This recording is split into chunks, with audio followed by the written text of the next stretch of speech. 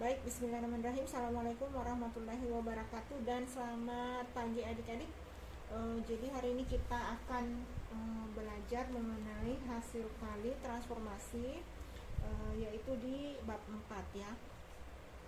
Nah, materi kali ini kita akan membahas mengenai hasil kali transformasi yang merupakan perkalian dua atau beberapa transformasi beserta sifat-sifatnya.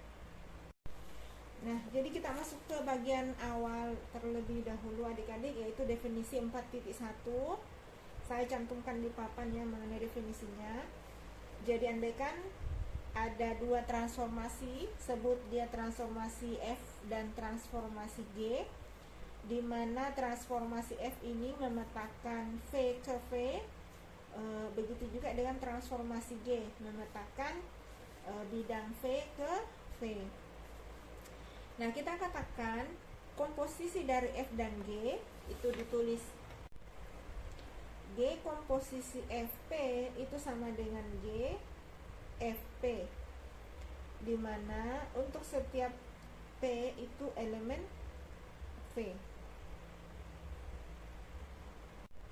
Nah, jadi G komposisi misalkan ada F, ya itu transformasi dari V ke V, kemudian ada G juga itu adalah transformasi dari V ke V. Ini semua kelihatan ya.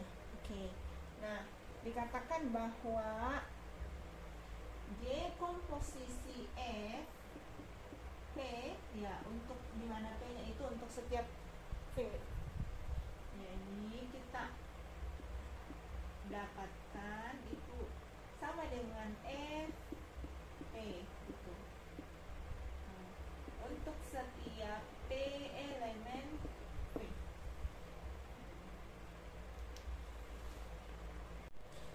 Ya, saya pikir ini jelas ya, karena ini bisa dibilang cukup familiar bagi adik-adik. Oke, baik, selanjutnya kita ke teorema 4.1. Ya, di sini dikatakan di teorema 4.1, jika F memetakan V ke V, begitu juga dengan G memetakan V ke V, jadi sama F dan G-nya masing-masing suatu transformasi. Jadi F itu adalah transformasi, kemudian G juga adalah transformasi. Maka hasil kali H, yaitu G komposisi F yang memetakan V ke V, itu juga adalah suatu transformasi. Jadi seperti ini untuk teoremanya. Ini adalah definisi 4.1 ya. Ini definisi. Kemudian teorema 4.1 menyatakan bahwa G komposisi F yang memetakan ya, yang memetakan ini hasil kali dua transformasi, yaitu G dan F, di mana ini adalah hasil kalinya gitu ya. Dia memetakan V ke V. Kelihatan enggak ya? G komposisi F gitu, memetakan V ke V. Jadi untuk teoremanya, kalau F ini transformasi, G transformasi, maka hasil kalinya yang seperti ini juga adalah transformasi. Ya, untuk pembuktiannya sendiri, kita cukup membuktikan bahwa H yang sama dengan G komposisi F, ya itu memenuhi fungsi, memenuhi surjektif juga, dan memenuhi sifat injektif. Ya, untuk buktinya sendiri adik-adik bisa baca di bukunya ya, halaman 25 sampai 26. Adik-adik kita masuk ke sifat-sifat dari komposisi transformasi ya. Jadi perlu dipahami adik-adik bahwa hasil kali transformasi yang dimaksud di sini adalah komposisi ya, komposisi dari dua atau lebih transformasi. Nah, baik, sifat-sifatnya itu secara umum terbagi dua. Jadi yang pertama itu sifat tertutup dan asosiatif. Saya pikir ini jelas ya, sudah disampaikan juga tadi bahwa jika ada dua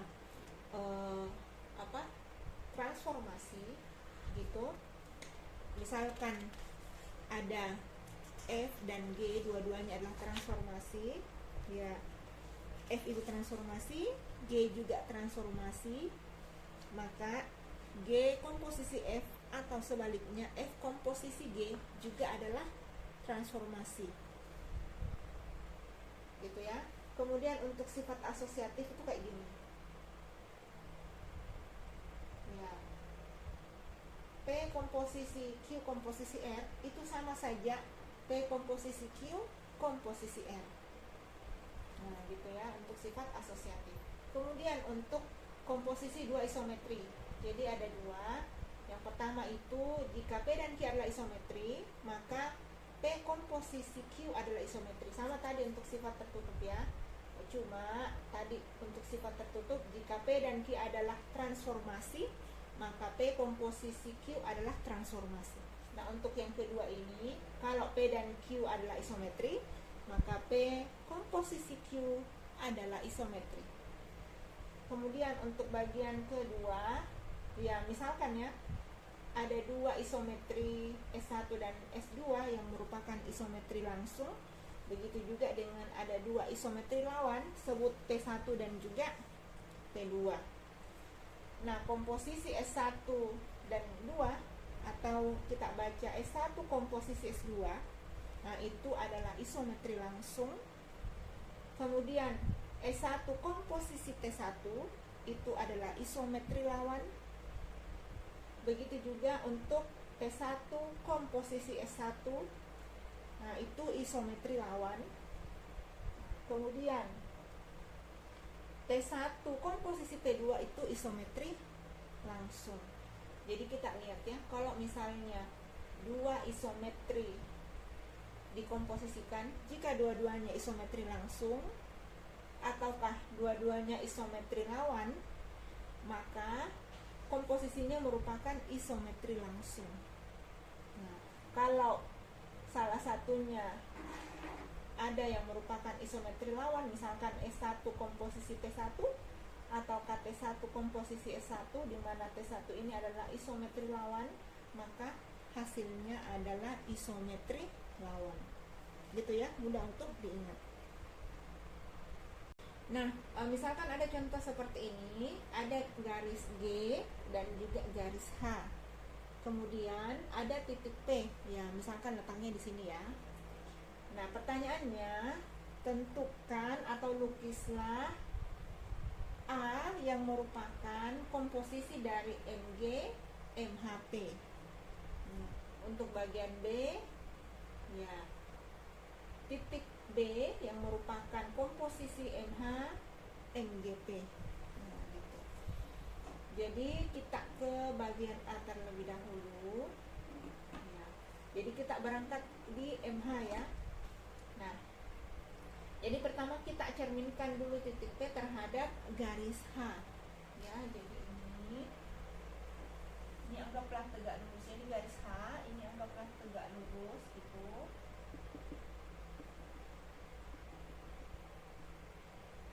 Ya, di sini. Ini adalah P aksen. Ya. Atau saya tulis gini saja nih. No.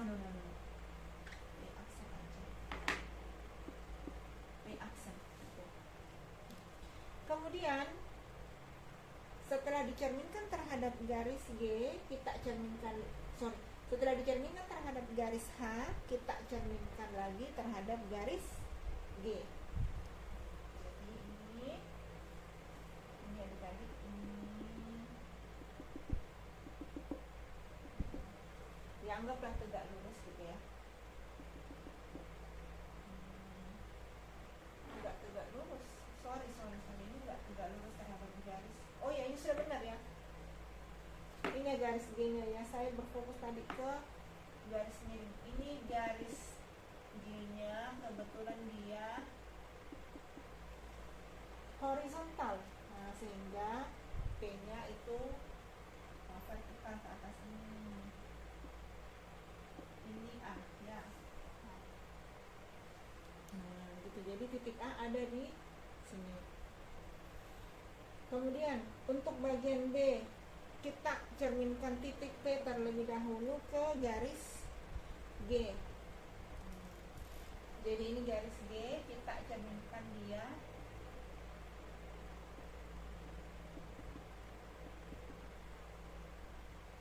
Ya, anggaplah di sini ini adalah P double aksen ya. Saya sebut gitu aja. P double aksen. Setelah dicerminkan terhadap garis G, kita cerminkan dia terhadap garis H. Nah, ini dia garis H. Berarti ini tegak lurus gitu. Berarti ini adalah titik D. Oke, seperti itu, mudah ya untuk hasil kali transformasi ini. Kita ke contoh kedua. Ya, diketahui ada 3 transformasi, sebut dia transformasi T1, transformasi T2, dan transformasi T3. Nah, kita diminta menentukan hasil kali transformasi ini. Ya, jadi kita misalkan ya ada titik P. Titik P kalau dia ditransformasikan ke T1 gitu ya. Jika P ini ditransformasikan terhadap transformasi T1, itu kita akan dapat P aksen. Terus kalau P aksen ini ditransformasikan dengan transformasi T2, itu didapat P double aksen. Kalau P double aksen ini ditransformasikan dengan transformasi P3, kita akan dapat P triple aksen.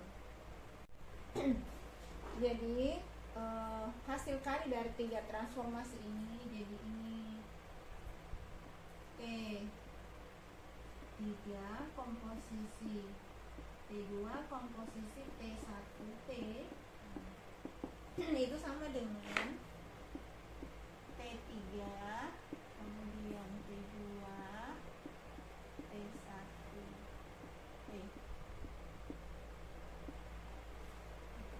Jadi T3 saya tulis dulu ya, T3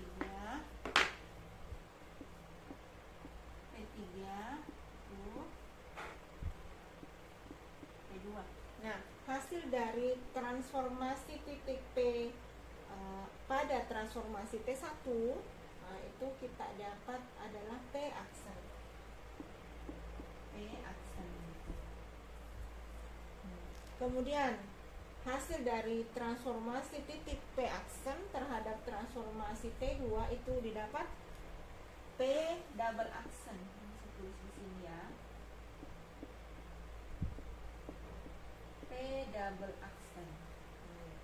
Kemudian transformasi terhadap transformasi T3 untuk titik P double aksen, itu adalah P triple aksen. P triple aksen. Jadi jawabannya adalah P triple aksen.